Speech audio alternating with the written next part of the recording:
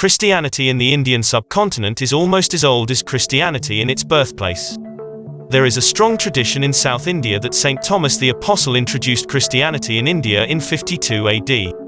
St. Thomas Christians there are a living proof of it. Yet, many a Muslim and Hindu in India, Pakistan, and Bangladesh wrongly consider Christianity a recent phenomenon and a foreign one at that. Renowned Portuguese navigator Vasco da Gama rounded the Cape of Good Hope of South Africa in 1498 and landed at Calicut, present Kozhikode of India, by discovering the sea route to India.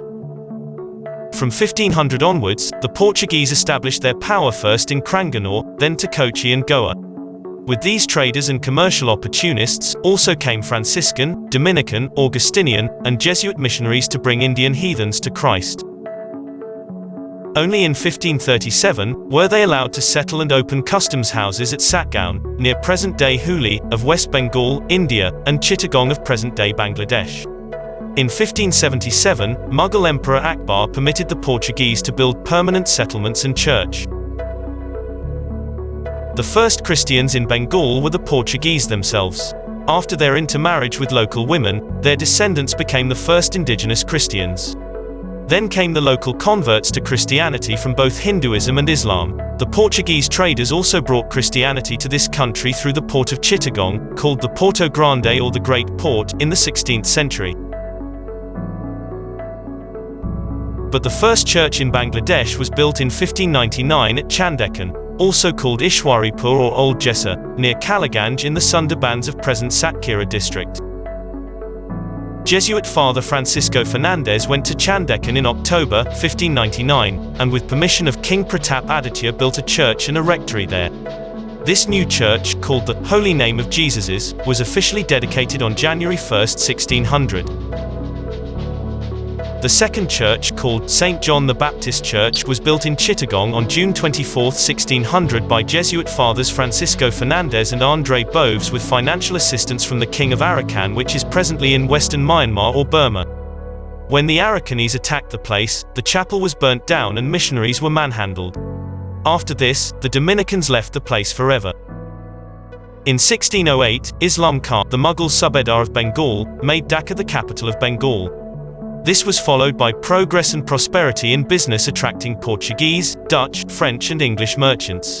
In 1612, Portuguese Augustinian missionaries introduced Christianity in Dhaka.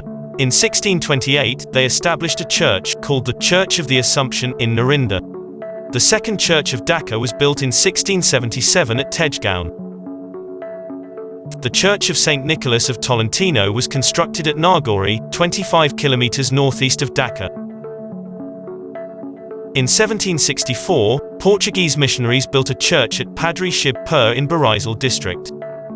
Another Portuguese church was built at Hashnabad, 30 kilometers southwest of Dhaka, in 1777. In 1682, there were 14,120 Roman Catholics in the Bangladesh territory.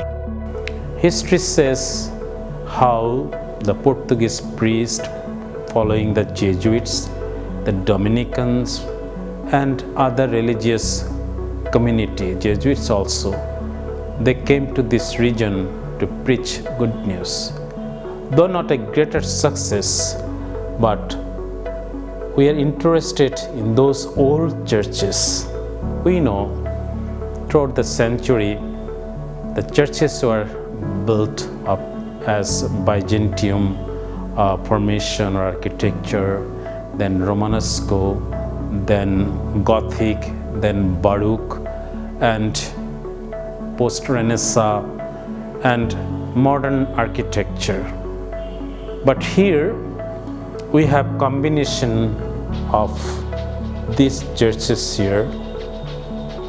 The shape, if we take, many of them are octangular, some of them are round, and some of them are cruciform or in a shape of cross. So why these are built? There is a combination from Judaism itself. We know how their synagogue is built up, different spaces inside and the outer side. So the church campus also, it has an external infrastructure and then internal ornate or decoration. So these are different.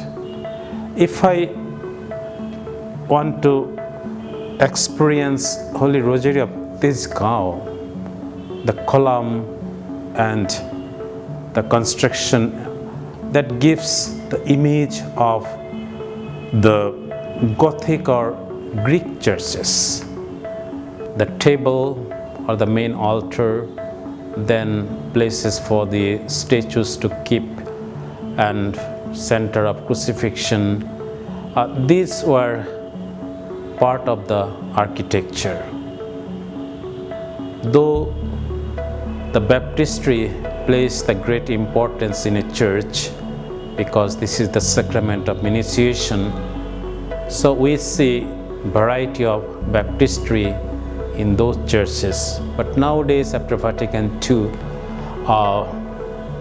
the church authority, they have demolished all those old structures and they renovated the internal section even sometimes as per modern day need of the local community. And this church plays important role helping the neighbors or poor people or widows or children, everything in the church.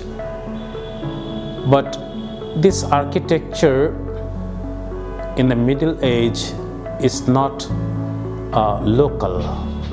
We find there a combination of Mughal architecture as well as architecture from Europe. 1947 onward, when British colony left this country, then only local engineers or local experts, they tried to take initiative constructing a few churches here and there all over the country, here in India or in Bangladesh. In this area, till our people are very much faithful, very much devotee. They love their churches. They take every sacrifice to make their church sacred and beautiful. So that way actually our churches are existing here in Bangladesh. In Bangladesh, usually archaeological department has spotted a few churches. So among them, this Holy Rosary Church at Tezgao, Holy Church at Naguri, and another Holy Rosary Church at Hasnabad. These are archaeologically identified. Even here, our Archbishop House is part of that. And in Chittagong, there is a cathedral also, that is also part of that. Holy Rosary Church. This is one of the most iconic churches in Bangladesh and was built by Portuguese missionaries. It is located in Tejkanapara in Tejgaon, right next to Holy Cross Girls' School and College. The white and blue church is one of Dhaka's historic sit. The Portuguese first settled in Dhaka in 1580. They created a trading post here, along with a chapel, and that chapel is said to be the origin of this church. But there's a debate between historians, travelers, and priests about its exact date of origin. The bells of the church ring every morning and evening. St. Thomas Church. The church, located on Johnson Road near Shankari Bazaar, is one of the oldest churches in Dhaka. During company rule in India, many British employees and workers of the East India Company settled here. And this church was built to serve their need for worship. St. Thomas was one of the proponents of the spread of Christianity in India. And to commemorate this church was named after him. The Archbishop House or Ramna Cathedral. It is also known as the Kakrail Church, is an architecturally significant church building located in Dhaka, Bangladesh. It was first built 1925 AD, with a chapel area on right. It had evolved 1947 in Lakhi Bazaar, and in 1957 it transferred to Kakrail. The present church was renovated in 1976. There are Gothic and Renaissance motifs inside and outside the structure, and it is considered to be a fine example of post-colonial fusion architecture. Both theological and practical influences on church architecture have included pagan and secular buildings and those of other faiths. As the Bangladeshi Muslims have Arabic and Persian surnames, so do the Portuguese converted Catholics have Portuguese surnames, such as Gomes, Rosario, Cruz, De Silva, De Souza, Costa, De Costa, Palma, Pinheiro, Pereira, Ribeiro, Rodriguez, Serrao, Gonçalves, Correia. Presently, the Catholic Church has 6 dioceses: Dhaka, Chittagong, Dinajpur, Khulna, Mymensingh, and Rajshahi, with a Catholic population of about 221,000, more than 70 parish churches, 200 priests, 50 brothers, 700 nuns, 1,000 catechists, and many educational, healthcare, and welfare institutions and organizations. Also, Christians have greatly served the education and health sectors. This tiny community has some 1,000 schools and about 100 healthcare centers and hospitals. In Bangladesh, the Christian community runs the country's largest cooperative bank in Dhaka.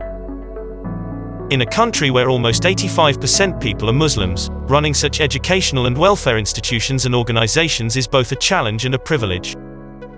In these institutions and organizations, Christian love and values are practiced in word, sign, and deed. The contributions of the missionaries and Christians in different fields are a lasting tribute and witness to Christ. These contributions are flowing from the love of Christ and love of one's neighbors.